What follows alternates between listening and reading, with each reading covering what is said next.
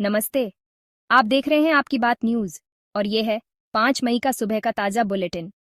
इसमें हम देखेंगे दिन की बड़ी खबरें, मौसम का हाल, आज का इतिहास और कुछ रोचक जानकारियां। चलिए शुरू करते हैं। साहस और संयम से हर चुनौती को पार करें। इस प्रेरणा के साथ शुरू करें अपना दिन आपकी बात न्यूज के साथ। आइए नजर डालते हैं आज के प्रमुख समाचारों पर। भारत पाक तनाव पर मध्यस्थता की कोशिश। भारत और पाकिस्तान के बीच तनाव को कम करने के लिए संयुक्त राष्ट्र और अमेरिका ने मध्यस्थता की पेशकश की है। यूएन ने दोनों देशों को न्यूयॉर्क में बातचीत के लिए आमंत्रित किया है। भारत ने कहा कि वह आतंकवाद पर ठोस कार्रवाई के बिना बातचीत नहीं करेगा, जबकि पाकिस्तान ने इस पेशकश का स्वागत किया है। पहलगाम हमले में एक और गिरफ्तारी। पहलगाम हमले की जांच में एनआईए को एक और सफलता मिली है। एक स्थानीय गाइड को गिरफ्तार किया गया, जिसने आतंकियों को रास्ता दिखाने की बात कबूल की है। 22 अप्रैल को हुए इस हमले में 26 पर्यटक मारे गए थे। एनआईए अब इस गाइड के पाकिस्तानी कनेक्शन की जांच कर रही है। अमित शाह की कश्मीर यात्रा। केंद्रीय गृह मंत्री अमित शाह आज कश्मीर का दौरा करेंगे। वह पहलगाम हमले के बाद सुरक्षा स्थिति का जायजा लेंगे और स्थानीय प्रशासन से मुलाकात करेंगे। शाह ने पहले ही आतंकियों के खिलाफ सख्त कार्रवाई का ऐलान किया था और इस दौरे से सख्त कदमों की उम्मीद है। अटारी वाघा सीमा पर तनाव। अटारी वाघा सीमा पर तनाव बना हुआ है। भारत द्वारा राजनयिक संबंध तोड़ने के बाद दोनों देशों के सैनिक हाई अलर्ट पर हैं। सीमा पर रहने वाले लोग डर के साये में जी रहे हैं और कई परिवारों ने पलायन शुरू कर दिया है। व्यापार पूरी तरह ठप है। पाकिस्तान की यूएन में अपील। पाकिस्तान ने संयुक्त राष्ट्र से भारत पर दबाव डालने की अपील की है। पाकिस्तानी विदेश मंत्री ने कहा कि भारत की आक्रामक नीतियां क्षेत्रीय शांति के लिए खतरा हैं। इस बयान की भारत ने कड़ी निंदा की और कहा कि पाकिस्तान आतंकवाद को बढ़ावा देना बंद करे। अमेरिका की मध्यस्थता की पेशकश। अमेरिका ने भारत और पाकिस्तान के बीच मध्यस्थता की पेशकश की है। राष्ट्रपति ट्रंप ने दोनों देशों से हिंसा से बचने की अपील की और कहा कि वह इस मुद्दे पर दोनों पक्षों से बात करने को तैयार हैं। भारत ने इस पेशकश पर अभी कोई प्रतिक्रिया नहीं दी है। दिल्ली में सुरक्षा और बढ़ाई गई। दिल्ली में हाई अलर्ट के बाद सुरक्षा और सख्त कर दी गई है। मेट्रो स्टेशनों और बाजारों में ड्रोन निगरानी शुरू की गई है। पुलिस ने लोगों से भीड़-भाड़ वाली जगहों पर सतर्क रहने की अपील की है, ताकि किसी भी संदिग्ध गतिविधि को रोका जा सके। एलओसी पर गोलीबारी में कमी। लाइन ऑफ कंट्रोल पर गोलीबारी में मामूली कमी देखी गई है। दोनों देशों के सैन्य अधिकारियों ने फ्लैग मीटिंग की, जिसमें तनाव कम करने पर सहमति बनी। हालांकि सीमावर्ती गांवों में लोग अभी भी डरे हुए हैं और कई स्कूल बंद हैं। पाकिस्तानी ड्रोन पर कार्रवाई। भारत ने सीमा पर एक पाकिस्तानी ड्रोन को मार गिराया। यह ड्रोन राजस्थान के जैसलमेर सेक्टर में देखा गया था। सेना ने इसे नष्ट कर दिया और ड्रोन से हथियारों की तस्करी की आशंका जताई है। इस घटना ने तनाव को और बढ़ा दिया है।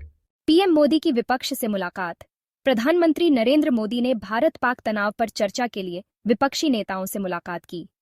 इस बैठक में राष्ट्रीय सुरक्षा और आतंकवाद के खिलाफ एकजुट रणनीति पर बात हुई।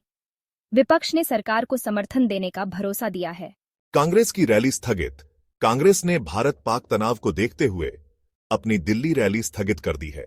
पार्टी ने कहा कि यह समय राष्ट्रीय एकता का है और वह सरकार के साथ खड़ी है। कांग्रेस ने लोगों से शांति बनाए रखने की अपील भी की है। दिल्ली में सफाई अभियान का समापन। दिल्ली में मेगा सफाई अभियान का समापन हो गया। 3 दिन तक चले इस अभियान में नालों और गलियों की सफाई हुई और लोगों को कचरा प्रबंधन के लिए जागरूक किया गया। मेयर ने इसे सफल बताते हुए अगले अभियान की घोषणा की। जातिगत जनगणना पर सहमति।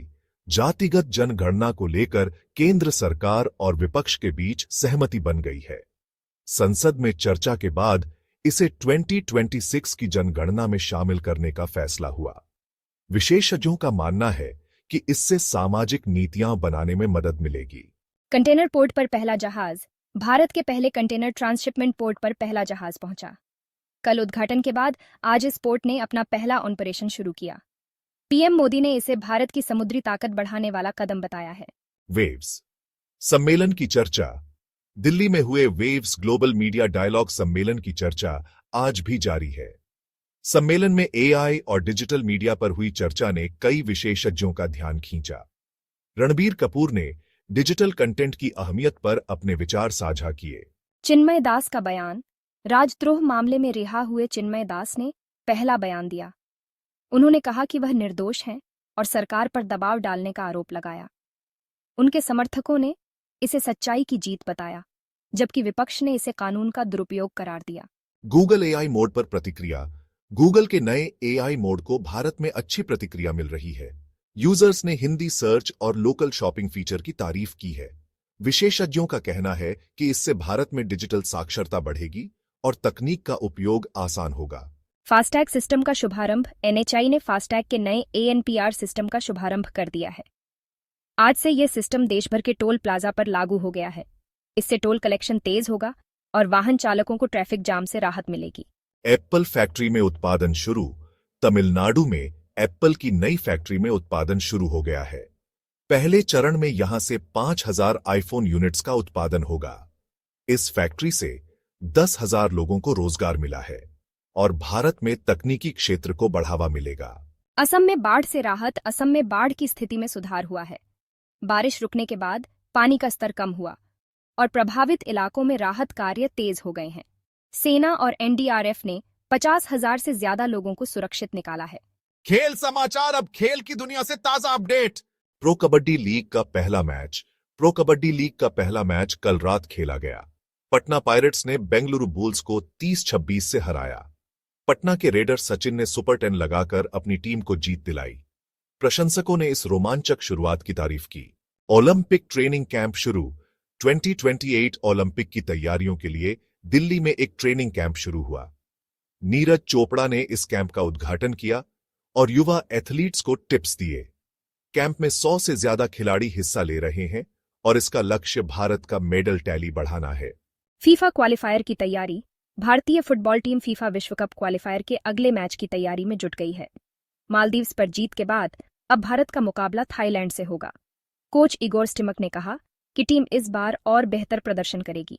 आईपीएल 2025। रॉयल चैलेंजर्स बेंगलुरु ने चेन्नई सुपर किंग्स को 7 विकेट से हराया। विराट कोहली ने 505 रन के साथ ऑन रेंज कैप लीडरबोर्ड में शीर्ष स्थान हासिल किया। साई सुदर्शन 504 रन और सूर्यकुमार यादव 475 रन पीछे हैं। मौसम। दिल्ली आसमान साफ, तापमान 30 डिग्री सेल्सियस, हल्की हवाएं। मुंबई आंशिक बादल, तापमान 32 डिग्री सेल्सियस, उमस बरकरार। कोलकाता बारिश की संभावना, तापमान 28 डिग्री सेल्सियस। चेन्नई धूप और गर्मी, तापमान 35 डिग्री सेल्सियस। बेंगलुरु हल्के बादल, तापमान 30 डिग्री सेल्सियस। सलाह। गर्मी से बचने के लिए पर्याप्त पानी पिएं और हल्के कपड़े पहनें। आज का इतिहास। 5 मई का इतिहास। 1861 में आज रविंद्रनाथ टैगोर का जन्म हुआ, जिन्हें नोबेल पुरस्कार से सम्मानित किया गया। 1922 में भारत में पहली बार रेडियो प्रसारण शुरू हुआ, जो एक ऐतिहासिक कदम था। रोचक जानकारी। भारत का सबसे बड़ा राष्ट्रीय उद्यान हेमिस नेशनल पार्क लद्दाख में है और यहाँ स्नो लेपर्ड पाया जाता है। और क्या आप जानते हैं कि एक चींटी अपने वजन से 50 गुना ज्यादा वजन उठा सकती है। तो ये था आपकी बात न्यूज का सुबह का बुलेटिन। लाइक करें, सब्सक्राइब करें और बेल आइकन दबाएं। अपने सवाल और राय कमेंट में बताएं। मिलते हैं अगले एपिसोड में। तब तक के लिए नमस्कार और आप बने रहिए हमारे साथ।